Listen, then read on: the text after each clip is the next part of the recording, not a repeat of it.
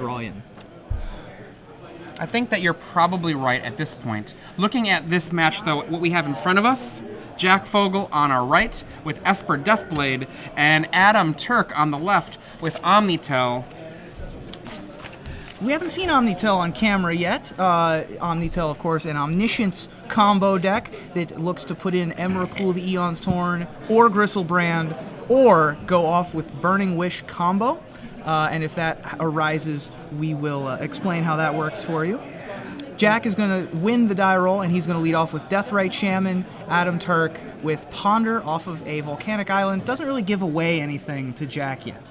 Did I overhear you and Osip talking earlier about Deathrite Shaman in the last match? Yes. It sounded to me like you were one of the real breakouts from Return to Ravnica block when it comes to Legacy. It's really hard to get a card to have enough power to find its way into Legacy. I mean, what you're fighting against is the best of the best for the last almost 20 years. Absolutely. Return to Ravnica actually was a little bit of a surprising success in Legacy, I think, to a lot of people. When you looked at the set at first glance, a lot of the cards that looked great for Standard didn't look to translate to Legacy. Things like Jace, Architect of Thought, right when the set first came out. And so people sort of undervalued the set at first, but then they saw the potential of the cycle of uncounterable spells, particularly Abrupt Decay, and then Deathrite Shaman had a breakout success about 2 weeks after Return to Ravnica became legal, proving its worth pretty much immediately, and has maintained its place in the metagame and Legacy ever since. Okay, Jack Fogle here fetches, gets an Underground Sea, then removes the fetch land from his graveyard to create another mana, goes and casts this Stoneforge Mystic with 1 mana open, meaning that he's not sure what he's playing against. A Daze will not stop this Mystic. We do see, however, Force of Will tossing a Daze used to stop the Mystic. Jack Fogle with 1 mana open decides to let that Force of Will stop his Stoneforge, and right now, shuffling still from, I guess, that fetch land. I think he was planning on doing a shortcut with the double search. Might as well just save some time. Yep. And now he has a Thoughtseize. Yeah, might have wanted to do the Thoughtseize first, although I guess it wouldn't have mattered because multiple Dazes as well as Force of Will are going to put a hamper on that. Adam Turk still not really revealing what he's playing. He could very well just be playing a Rug Delver deck, or a combo deck of some sort. So, Jack Fogle, the number of wastelands in Jack Fogle's deck is 2, which is actually 1 less than a lot of these Esper Deathblade decks are playing. Jack Fogle actually has a little bit of a different build. He has Liliana of the Veil, I believe. 2 of as in the main deck. BBD was talking about how he didn't really like Liliana, but it's been working out for Jack so far. Now we see a second Deathrite come down, and this Deathrite, since Adam is not 100% revealing what he's playing here, the cards that he's showing could be Sneak and Show or any of the variants thereof. It could be Rug Delver, it could be Red-Blue Delver. This Deathrite Shaman can just be used to nibble away at life, and if it was, say, Red-Blue Delver, then he's able to kind of limit the power of a Snapcaster Mage. Now, in the case where Adam Turk here is actually playing Sneak and Show, we basically got a Grim Lavamancer style effect, pinging away at the life, putting on some kind of a clock while leaving all the mana open. Yeah, Jack doesn't really have any other options. As you can see, he has 2 lands in his hand. So not a great spot, although Adam does not look to have another land in his hand.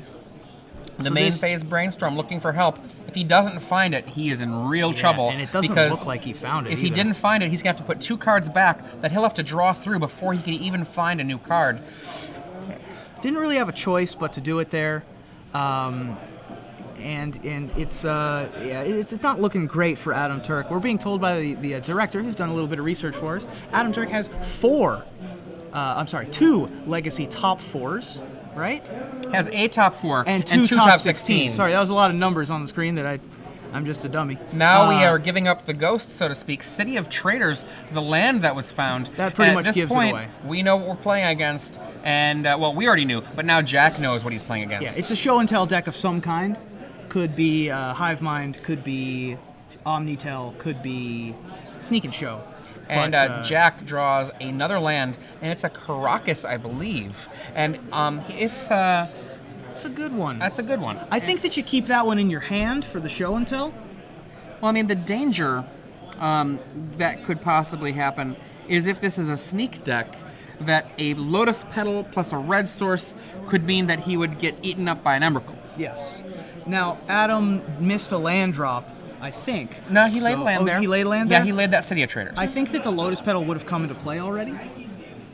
It's debatable, but I think that keeping the Caracas in his hand to be able to put in off of a show and tell as a surprise value, which Adam does have the show and tell in his hand. He does not have anything to put in off of it yet. Ponder. Now, one of the things that Jack did that was really great here, he had 3 land in his hand. He's laid a land every turn so far this game, and what he's done this turn is not lay a land, trying to signal, hey, I've got 3 spells in my hand. Yeah, and he also attacked with the 1 Deathrite Shaman as opposed to attacking with both. That's got to put a question mark in Adam Turk's mind, what Jack could possibly have here. Possibly representing Notion Thief.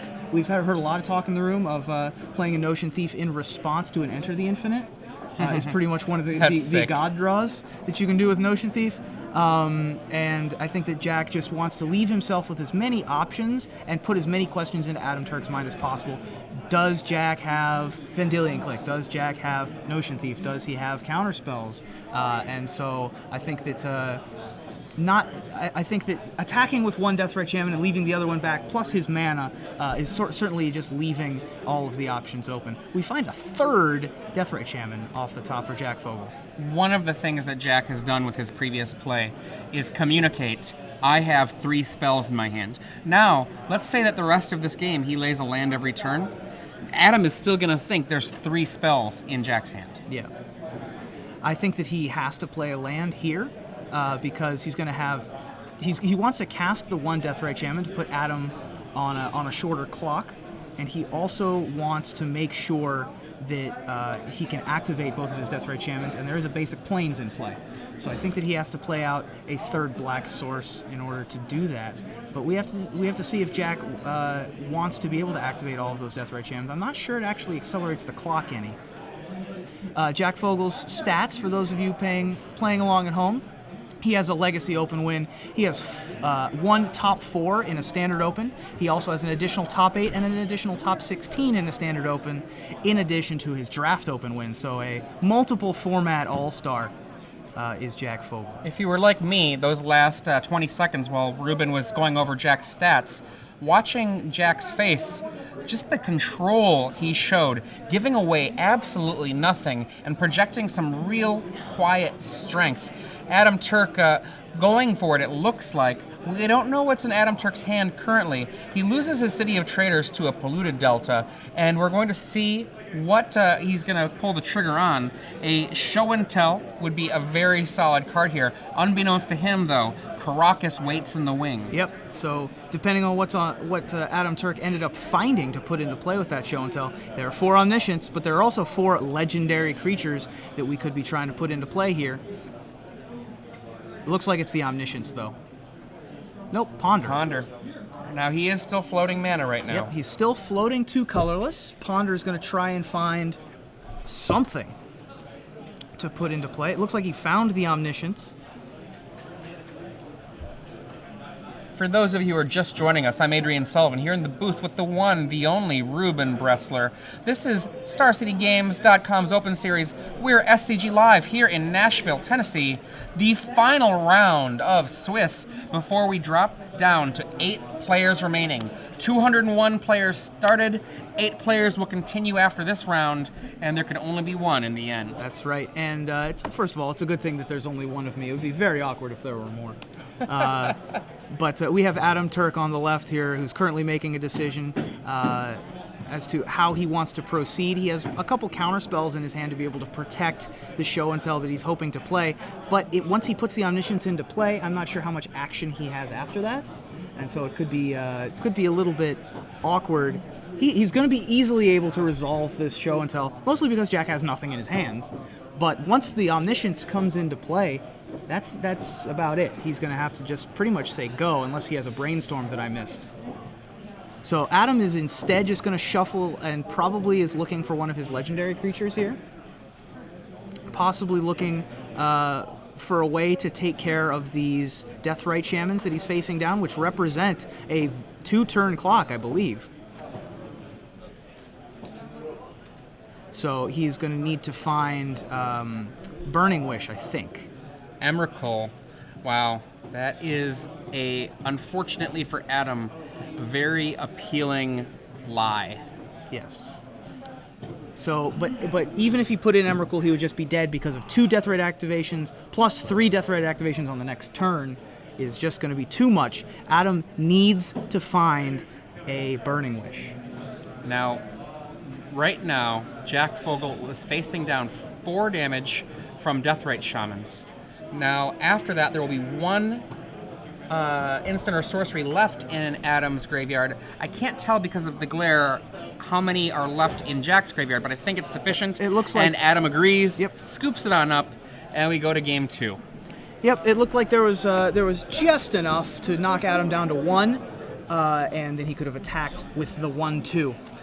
Should he need to, because there were no more instants and sorceries to eat in his graveyard. So we're going to move on to the sideboards here. What do you think? Sideboards, I haven't looked at Adam Turk's sideboard, but Jack Fogle's sideboard looks incredible. I see Counterspell, Vendilion Click, 2 Duress, a Snapcaster Mage, 3 Surgical Extraction, and 3 Force of Will. Wow. The weakest of those in this matchup is Surgical Extraction, and even that is still useful.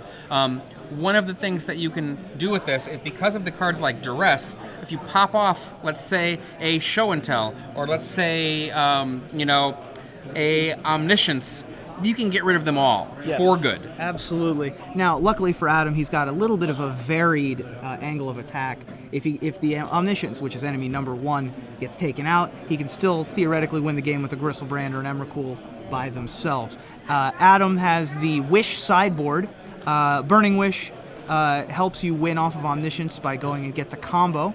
The combo is Petals of Insight, which is a card from Kamigawa block that we're going to bring up for you. It was pretty much a value card for 5 mana. There it is. It's a Sorcery Arcane, and I'll let you read that. The key phrase there, though, is that if you choose to not put them in your hand, if it says otherwise draw 3 cards.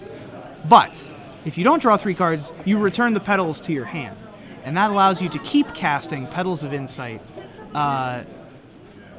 over and over and over again until you find another Burning Wish, getting sufficient amount of Storm to be able to wish for Grape Shot and kill your opponent with that combo. And there's Burning Wish, part of the Judgment Wish cycle. There's also a copy of a Judge Foil Burning Wish, as well as a Judgment Foil Burning Wish. And so the one that we saw there was from Judgment. The rest of Adam's sideboard, a lot of the cards are for very specific matchups that he can wish for. Things like Time of Need to go find an Emrakul. He can also go and get a Show and Tell. The cards that are not part of the Wish package are 3 Red Elemental Blast, which he could theoretically bring in to be able to fight Counterspell Wars. 2 Vendilion Clicks, which are chiefly a way to fight other combo decks, I would imagine, but also can fight things like Nimble Mongoose on an angle of attack that this deck typically doesn't have. 2 Stifles, which will serve him very well against Ad Nauseam Tendrils should he move on to the top 8. He also has an extra Caracas and a Pithing Needle, if he wants either of those. One of the things that are very likely to happen, he has very good reason to suspect that his opponent, if he hasn't already seen his opponent play or scouted his opponent, just with what his opponent showed, actually incorrect, he knows, because he saw a Stoneforge Mystic, he knows that this is a Stoneforge Mystic deck. Vendilion Click almost certainly is going to come in as a way to fight against the Stoneforge Mystic's activated ability. Absolutely. And then the other issue here, Red Elemental Blast, very powerful against a lot of the cards in Jack Fogle's deck. We're talking about a deck that after sideboard has access to Counter, Force of Will, Vendilion Click of his own, Stoneforge Mystics, Jace. Red Elemental Blast, one of the most powerful sideboard cards. Some argue the most powerful sideboard card of all time. Yeah, being able to destroy a Jace the Mind Sculptor for 1 mana, being able to counter any counterspell for 1 mana, particularly important for the combo decks. It's also very good in the tempo decks like Rug, but especially for the one-hit kill combo decks like Omnitel. It shines in those matchups. Now, he might not know that Jack Fogle has access to Caracas, but the Caracas in his sideboard for Adam Turk is basically there both as a specialized wasteland that he can use against another Caracas, but also it has utility against various legends that might happen. So, for example, let's say that there's a Gaddock Teague, or Gaddock Teague wouldn't be hurt too badly, except for it stops the Omniscience. Right. A card like Thalia can be popped up, or because Vendilion Click is a legend, you can get the click back to hand, click back to hand, endlessly clicking an opponent for not very much mana. Yeah, Caracas is pretty much a one-of standard card in the Esper Deathblade decks these days. I think that he can fairly safely assume that Jack has one, and so the Vendilion Click trick is nice. Bouncing your opponent's Vendilion Click endlessly is not exactly where you want to be. No, bouncing your own. But bouncing your own is also not about. really where you want to be as a combo deck, being able to endlessly play a 3-mana spell while using another land to keep bouncing it. You'd much rather be actively winning the game. One of the problems that ends up happening if you watched, for example, Adam Jansen's matchups in Milwaukee is that sometimes you don't actually get to be the combo deck and you end up having to beat down with a click. Sure. And he can certainly do that. I think that the main function of the Caracas is going to be to kill Caracas. Split second wasteland Jack's absolutely. Caracas. That's the main function, definitely. And Adam has the one of Pithing Needle and the one of Caracas, and the two ofs of the other cards in his sideboard might look a little strange, but his deck has 4 Brainstorm, 4 Ponder, 4 Preordain, 1 Personal Tutor to be able to grab all of the pieces that he needs. These blue-red combo decks with all of the cantrips are not at a loss for library manipulation. And it looks like we're deciding on our mulligans here. Jack Fogle goes down, taking a mulligan. Adam Turk keeps his hand. Yep, Jack. One of the strengths of Jack's play, I've seen him at a lot of these, is he like you were mentioning, he just doesn't give anything away. Some players might be frustrated or give away that it was a tough decision or something like that. But if you make a face and then keep, your opponent can make certain assumptions about your hand. And so I think that one of the underappreciated skills a Magic player can have is keeping a good poker face. Poker and Magic obviously closely intertwined. Various professionals like Eric Froelich, David Williams, etc. have crossed over. Other players have crossed back over that line, such as Gabriel Nassif, being able to play both. And Magic players in Magic tournaments often lose track of themselves as other parts of the game. Bluffing and hiding bluffs is actually a very important part of the game, and Jack Fogle seems to have mastered keeping himself under control. One of the things I was really impressed at in that game 1 was that discipline of not laying the land there. It really harkens back to this moment that was fairly mind-blowing for a lot of players who weren't really used to that higher level of play on the Pro Tour, where I believe it was Aaron Forsyth playing at either a Pro Tour or a US Nationals in a control mirror, holding back one land, or pardon me, having a hand full of land and holding back a land drop, so that he was communicating, in essence, I got all spells here, buddy. These 6 cards in my hand are all spells. And then for the rest of the game, after that one very early stumble where he didn't lay, I believe, a 3rd land, just laying a land every turn. And you know what? It bought him so much time that his opponent ended up losing because, you know what? In a long control match, lots of land is good. But that little bit, what do you say to your opponent, or what do you say to yourself when your opponent doesn't lay a land and you know their deck likes land? Yeah, you say to yourself, they got spells. Yeah, and that's a very similar situation to what happened in this match. Looks like Jack is going to mulligan again. His only land there was the Caracas, not really going to be good enough. And so he's going to go down to 5 on the draw. At least he'll be able to have an extra card, theoretically. Adam looking a little bit happier with his keep.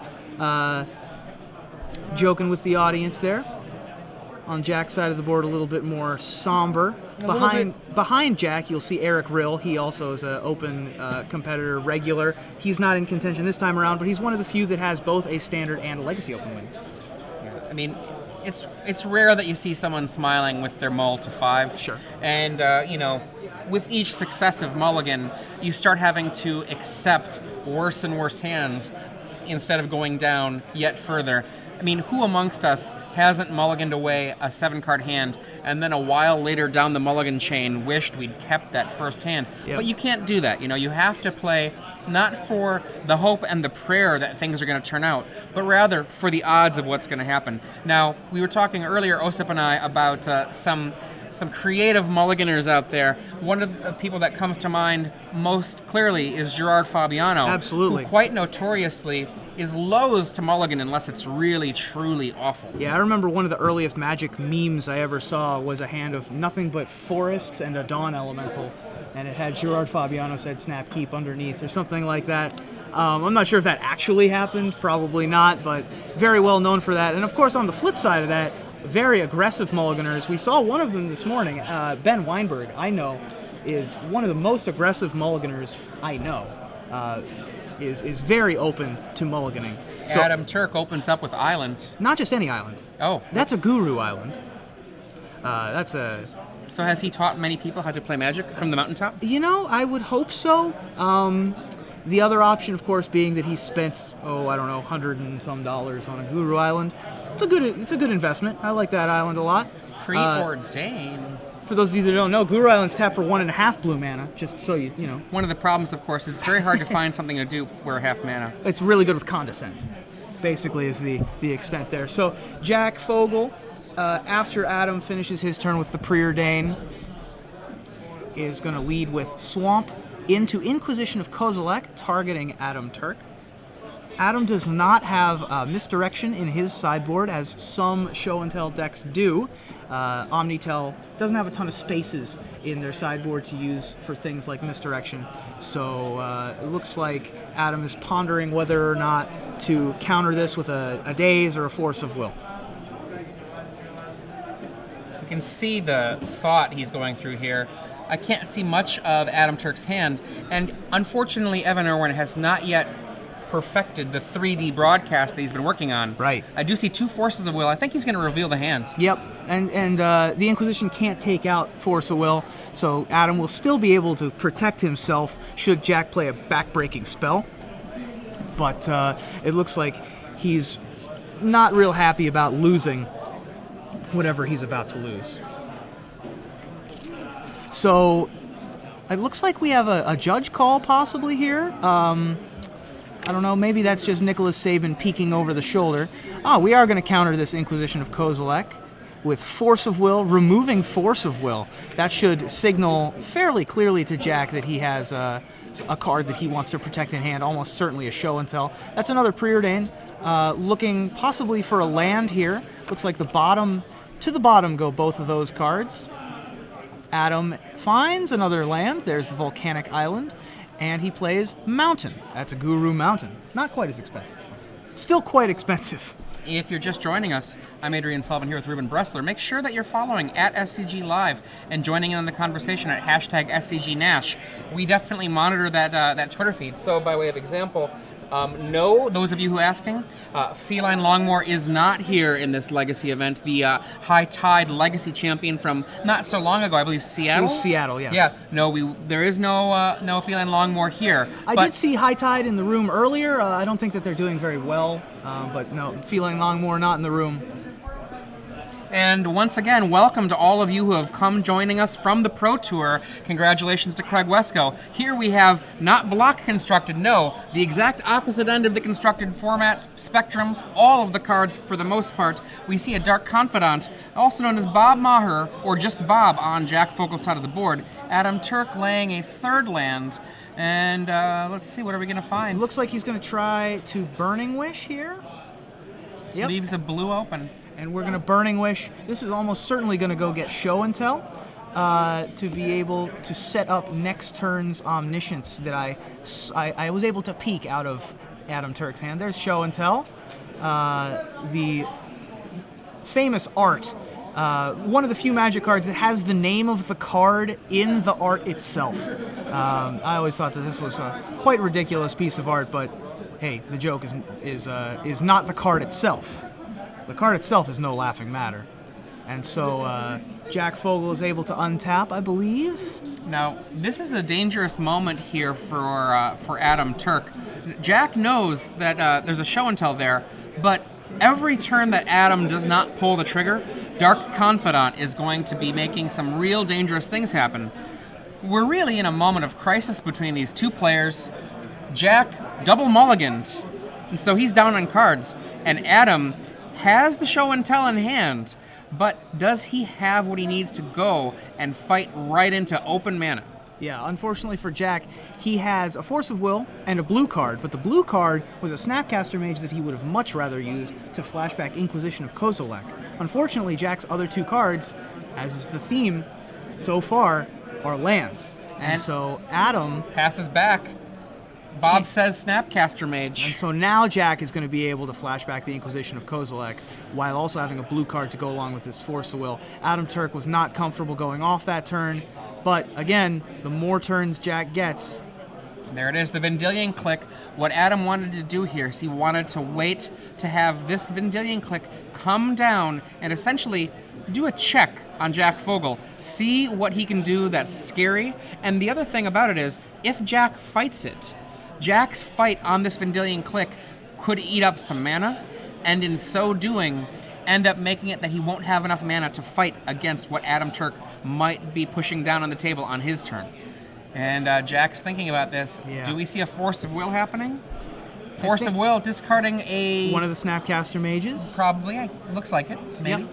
This leaves Jack with 2 lands, Liliana and Snapcaster Mage in hand.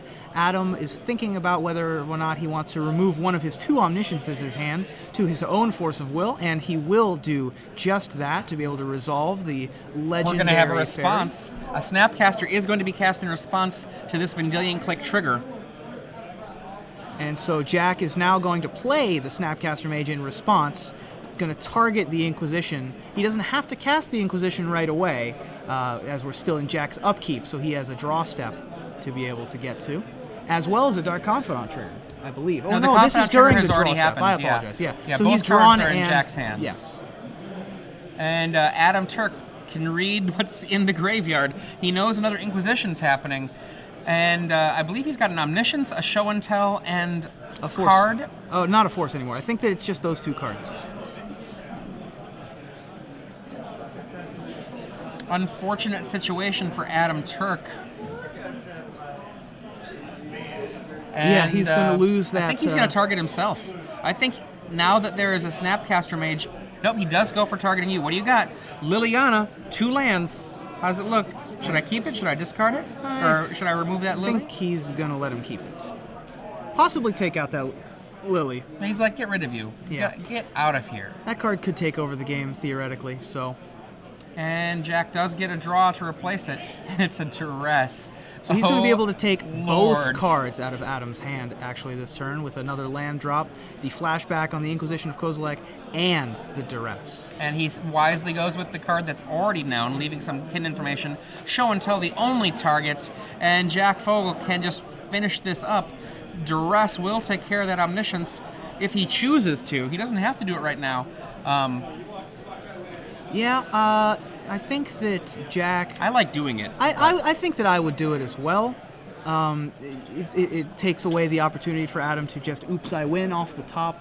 I think that it's a pretty safe play to just take out the Omniscience here, because he'll have to search for both sides of the combo. And he comes to agree with that exact point, and does not attack, leaving Bob to take over the game. Remember, Jack Fogle double mulliganed here, and Bob...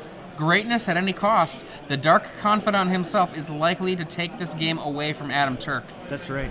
We're changing modes now. Adam has decided it's time to beat down. Well, he doesn't have too many more options other than that.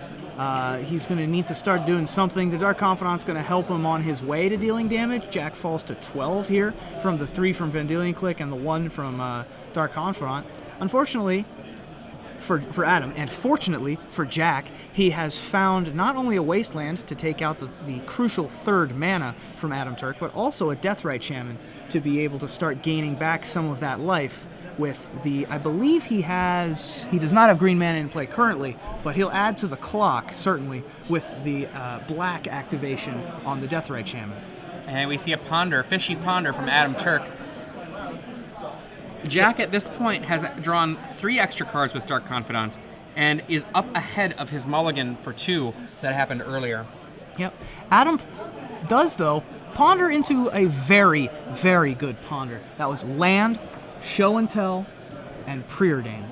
And we see Bob reveal Deathrite Shaman, and then a new card, a Tundra, joins the table. Jack has the fetch land if he wants to try and go find the tropical island to gain back life, but I think that we're in full-on racing mode here. In terms of Jack just wants to get Adam's life total as low as possible. Adam can't afford to attack anymore. And he does go for the block. There is the possibility, honestly, that he could hope that Dark Confidant would end up finishing Jack off if he went hyper-aggressive, but that's hoping for a lot. Yeah, I think that's a little bit of a pipe dream. I think that Adam Turk is going to be able to resolve this show and tell and put in an Omniscience. Is that an Omniscience in his hand? I think it is an Omniscience. I'm not entirely sure.